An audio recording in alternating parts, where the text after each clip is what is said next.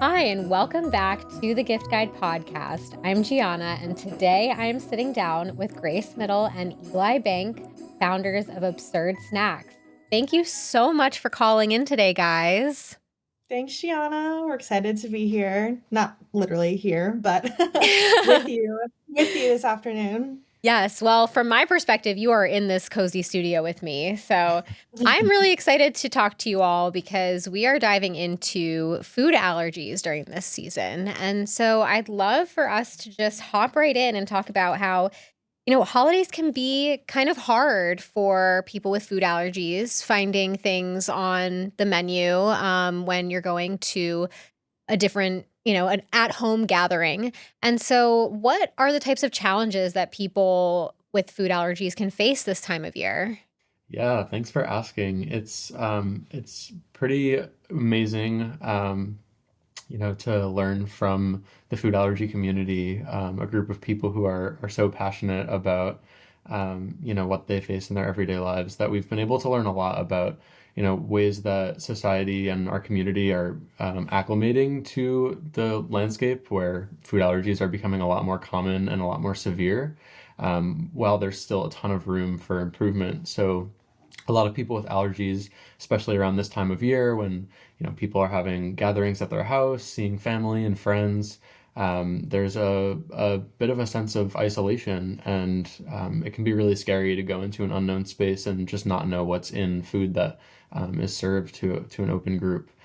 We've seen restaurants, especially around here in Richmond, become a lot more aware of their allergen labeling on their menus, marking gluten-free, vegan. Oftentimes, we'll even see a little legend at the back of the menu where there are little indicators to show, what allergens may be in certain dishes. Or they'll even have a separate menu where it's strictly labeled for allergens, so it makes it really clear cut for individuals to see what dishes they can enjoy depending on their dietary restrictions. So it's definitely difficult, but we're coming a long way in terms of packaged food too. And people are shopping at grocery stores for stuff to put in their family stuff stockings, or giving gifts to one another. It's really important to always look at allergen labeling on the backs of packages, so you can be sure that what you're consuming or giving as a gift is safe for your loved ones, and free from their allergens. That's a really great point that you made about restaurants being so accommodating. And I think that that's so wonderful that people can feel more comfortable going out and trying foods at restaurants in places that they may not have felt safe to do so before. But I'd love to know your perspective on how hosts who are inviting people into their homes can be more accommodating and mindful of people with food allergies to create inclusive events that people feel very comfortable in this time of year. Yeah, definitely. I think, every and you can basically solve this problem by just having like open line communication. I think solving for this is just a conversation with your guests. And we think about our brand, Absurd Snacks, and the way that we treat our food allergy friends is just wanting to create a very inclusive and open line of communication when it comes to allergen labeling and just dietary preferences in general. And so when I know like when we host friends, we always ask if there's allergies, intolerances, sensitivities, so you can just make them feel like there's a space for them to chime in and contribute, that they want to share with you that they have a food allergy or intolerance. And a lot of, and we know this because of speaking to our customers and just like the food allergy influencer space on social as well. A lot of people with food allergies will typically just bring a dish that they know is safe for them. So they know they have something that's available to them that they can enjoy. But I do know just through our conversations that they feel so thought of and so welcomed when you at least start that dialogue of like, is there anything I can do to make your visit in our home like more comfortable, and how can I make it easier for you to sort of indulge and chime in and join in on the potluck. And that definitely goes a long way, just recognizing that that person has an intolerance and making them feel safe. You can even, I mean, going down to like food safety, food cleanliness, just keeping things super separate. If you're going to have nuts or dairy or gluten or whatever your loved one with an allergy, whatever allergy they have, just keeping things extremely separate is like the best and safest route to go. Everyone will have their own sensitivity to like how comfortable they are with certain things like that. But again, it's always worth just asking and having that open line of communication when you do host a party. That's a really great recommendation. And, beyond just individually texting guests, maybe even putting it in an invitation on like a paperless post as, everyone comment with what they have so that people can be more inclusive. But Yeah. when you have events like potlucks where it's not just an individual host, how would you recommend people who don't have food allergies to be more thoughtful and to be more inclusive? Yeah, that's a great question. Something that we've seen kind of become more popular over the last year or two are Evite platforms like Partyful. And those can be a really good opportunity not only to create an open dialogue between guests, but also to have a place for people to suggest a potential dietary restriction. It can be really scary for someone with food allergies to voice their restrictions in an open chat like that. So sometimes it can be better for the hosts themselves to reach out individually to guests. But thinking ahead of time for someone with allergies, a lot of times they'll reach out to the hosts. But at the end of the day, that having that dialogue is really really important. To avoid, that person with allergies having to make their own meal and bring it to the table. So yeah, there shouldn't be any stigma around talking about allergies. It's something that people can't control. And so just being open about that ahead of time so people can be cognizant of what they're bringing to a potluck to be more inclusive is something that we're always advocating for. It really is such a great thing to advocate for, especially during the holiday seasons, because I think traditionally it's usually like, the host puts out the food and you just eat what you can. And sometimes that really alienates people. And during the holiday season, when you want to be, celebrating your loved ones and celebrating the people close to you, I think it's so important to make sure that everyone feels included and safe. And those are really great pieces of advice for anyone hosting something this year. I'd love to know your take on what some thoughtful and meaningful gifts are for people who have food allergies and like how can people in their lives celebrate them during the holiday season?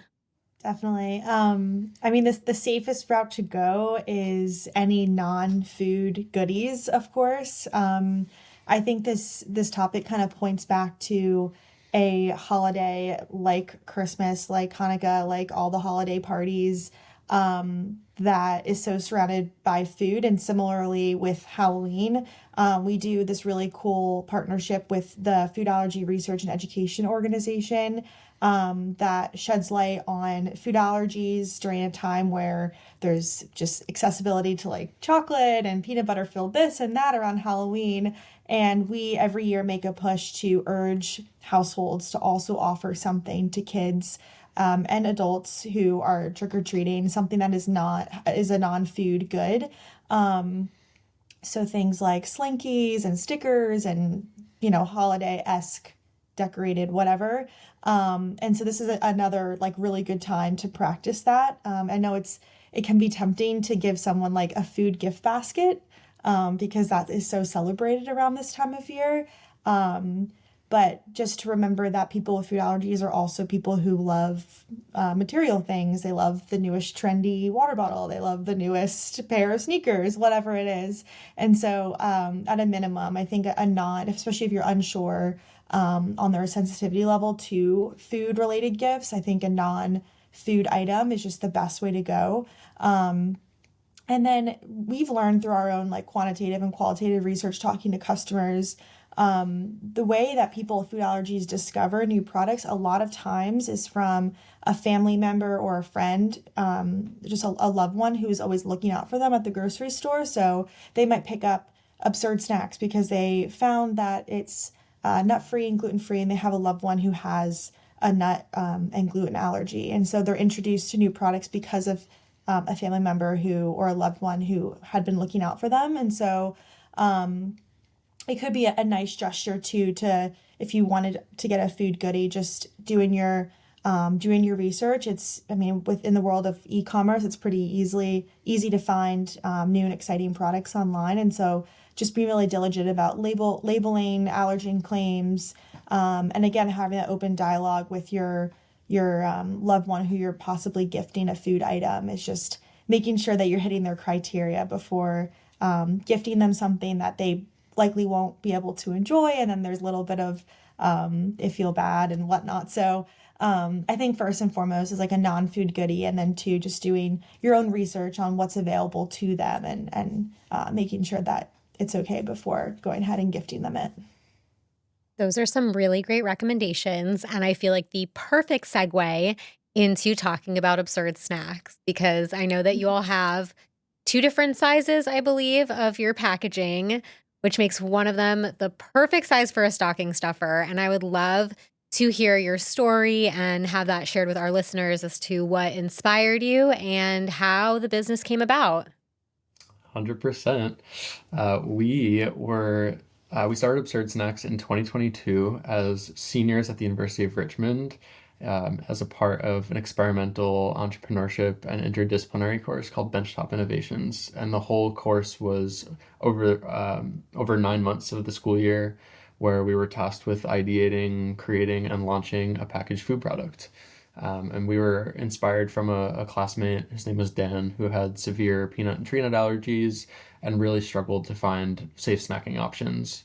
And we, as people who have allergies, but more environmental allergies, when we have friends over our house or apartment, we want to have options that are inclusive of everyone. And in Dan's case, it was hard for us to find something that not only contained the or did not contain the foods that he was allergic to, but was also produced in a facility that avoided cross contact because even traces of those ingredients could risk him having a very severe allergic reaction. And a couple years prior to the course, he actually did end up in the hospital from a nut-free labeled bar that must have had traces of peanuts in it. So we created Absurd Snacks. It's a line of nut-free snack mixes that use crunchy roasted chickpeas, granola clusters, and dried fruit. And now we sell our maple cinnamon and rosemary sea salt flavors in stores like Whole Foods and Publix and Kroger, all over Virginia and around the Mid-Atlantic. You can find them online too. And as Gianna mentioned, we do have a 1.5 ounce little single serve bag that's perfect for taking on the go or sticking in a stocking as well.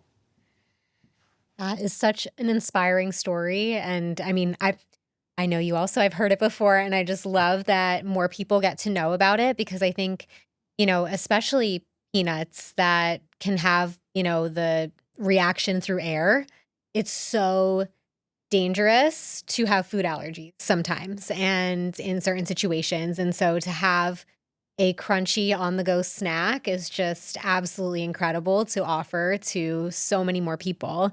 And so you mentioned that you can pick it up in stores and online. So we will be dropping all of those links to make sure that people can find you. But is there anything else that you want to share with our listeners today about thoughtful, meaningful gifting, feeding people with food allergies around the holidays?